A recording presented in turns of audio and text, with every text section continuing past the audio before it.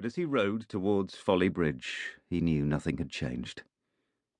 James tried to focus on those brief, blissful half-seconds of relief when the blades were up and out of the heavy water, the recovery before the drive.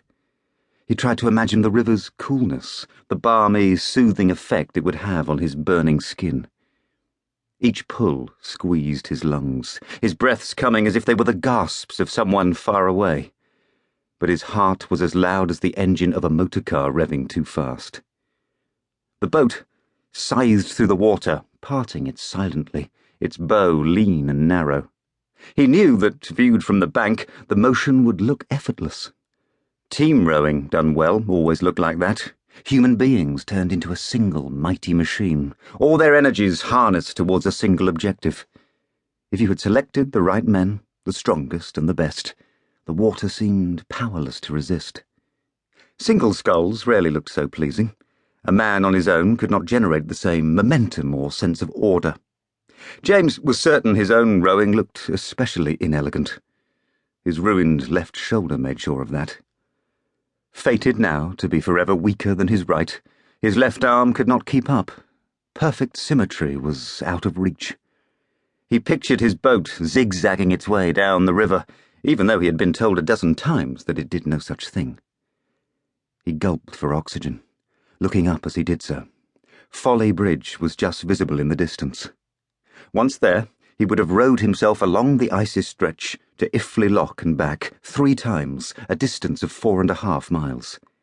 His body was demanding to stop. He had already done his usual morning circuit, but he could not help thinking about the men. His own age or younger, in combat on the continent, or the pilots preparing to defend the skies over England, giving their all for what the new Prime Minister had warned would be a Battle of Britain. With each stroke, he contemplated how feeble were his exertions compared to theirs, how, if they could carry on doing their part, the least he could do.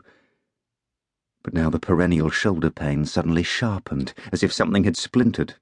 He wondered if perhaps a shard of bone had cracked out of place. The agony was unspeakable.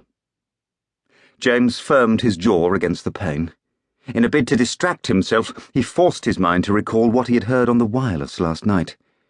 The main news remained Britain's sinking of the French fleet in Algeria. Typical Churchill, that.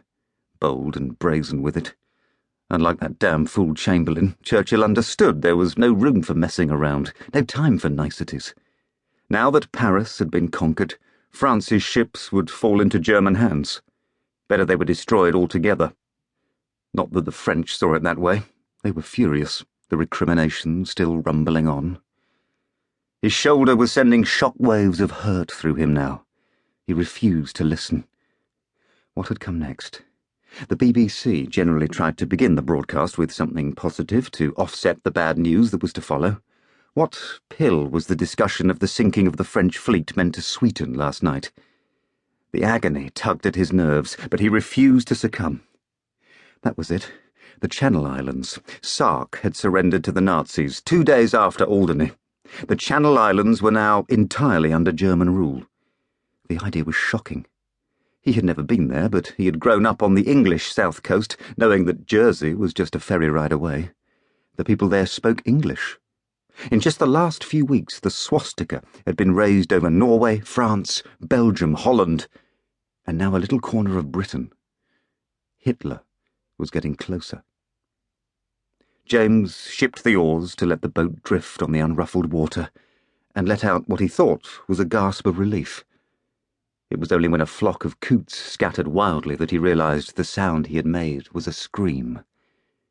A man on the towpath opposite turned suddenly, and then, alarmed, walked briskly away.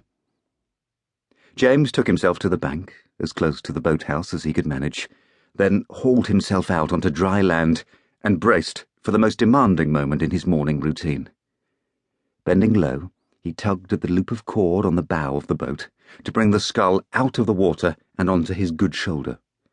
1, 2, 3, and with a strain that made him want to howl, it was out and up. He staggered the few yards to the boathouse and dropped the scull into its rack. Then he stood for a few seconds, catching his breath, gazing up at the sky. The glorious cornflower